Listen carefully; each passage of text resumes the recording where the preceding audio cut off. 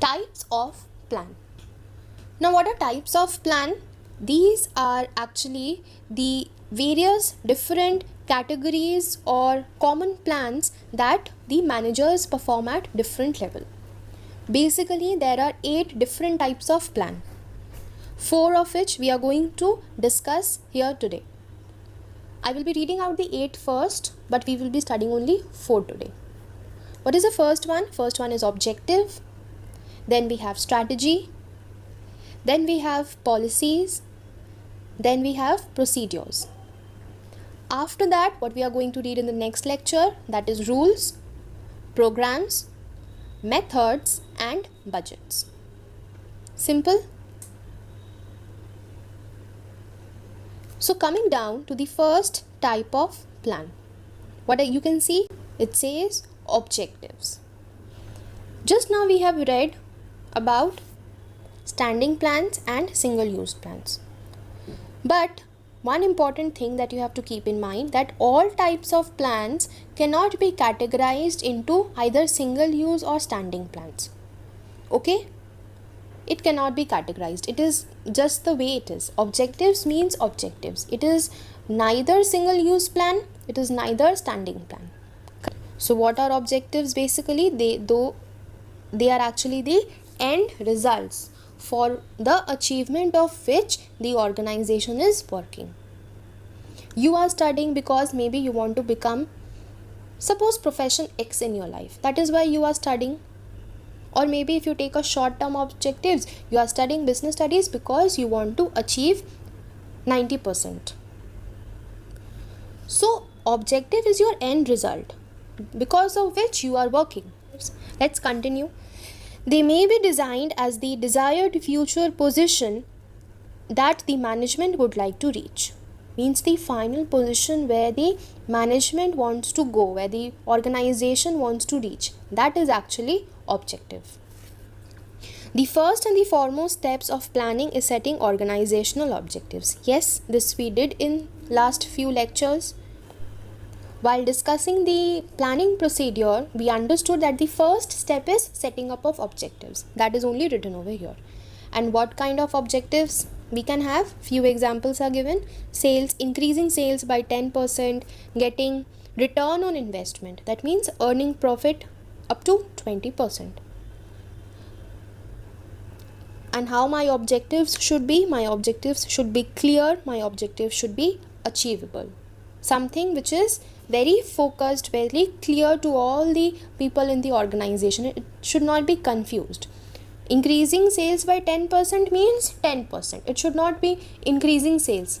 Arey, by how much? So we are giving a specific number to it. Understood? So it is very clear and achievable.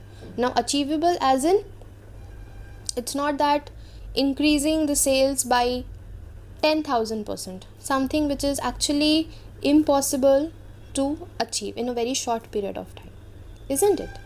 So something which is clear, something which is achievable, that can be our objectives.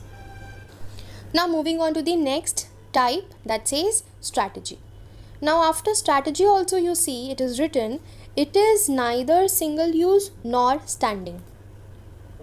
So we cannot classify strategy as a single use plan, neither can we classify it as a standing plan.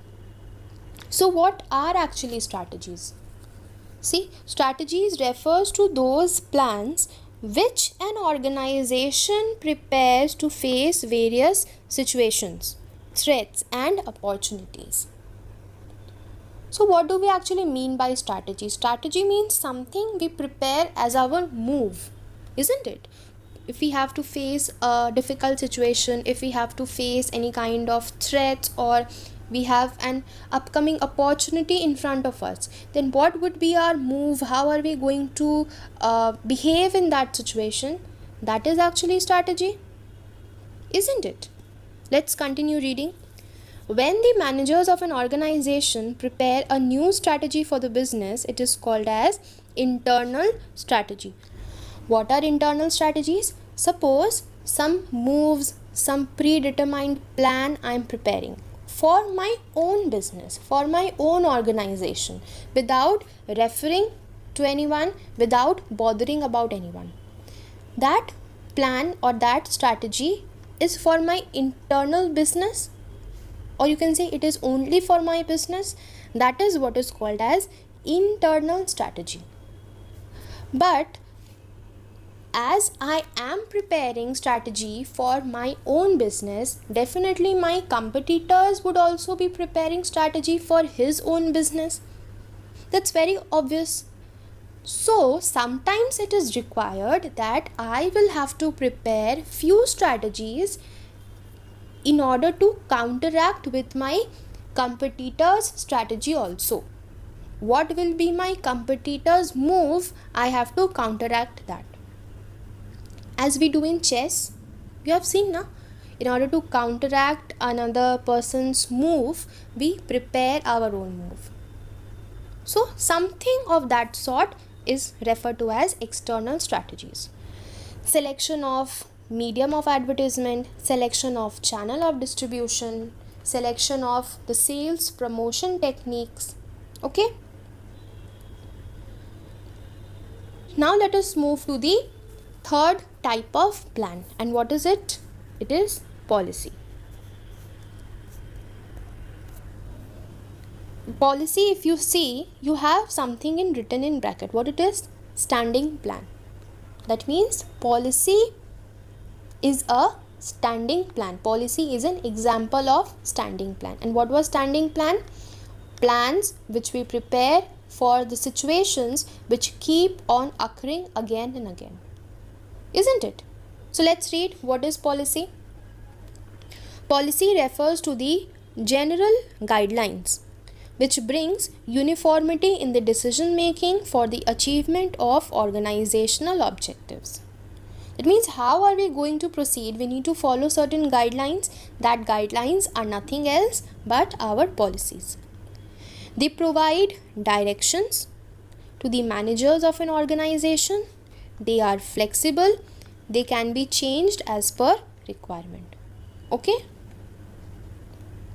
Now what examples are given? Selling goods on cash basis only. That means the company is following a no credit sale policy. Can we say that? No credit sale policy. Only cash sales is allowed. Reserving some post for women in the organization. This can also be a policy, that the company is having a policy at least 10% of the employees would be female.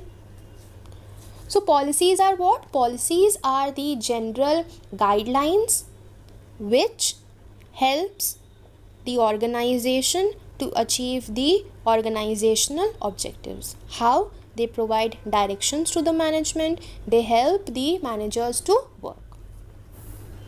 Moving on to the last part, it says procedure. What are procedures? In the bracket you can see it is also a type of a standing plan. Now procedure means, understand very properly, these are the sequential steps to carry out some work. Sequential steps as in the order or the actual process step by step that we have to follow. Understood? Like when you have taken admission in your school, there was a procedure. What was the procedure? First, the notice came out that admission is going on. Then you went there, you took up the form, you filled up the form, you submitted the form. Some documents had to be attached along with it. You had to pay a particular amount of fees. Then when maybe the results were declared, what was it done? The name came out, the name list. That means the students who are finally admitted. So that is a procedure for taking admission in the school, isn't it? So same is with the procedure that we follow in the management. What is it? The sequential step to carry out some particular work. In my example, what was the work? The work was to take admission. And for that, what was the step? I told you. Taking form, submitting it, taking the documents, and on and on and on.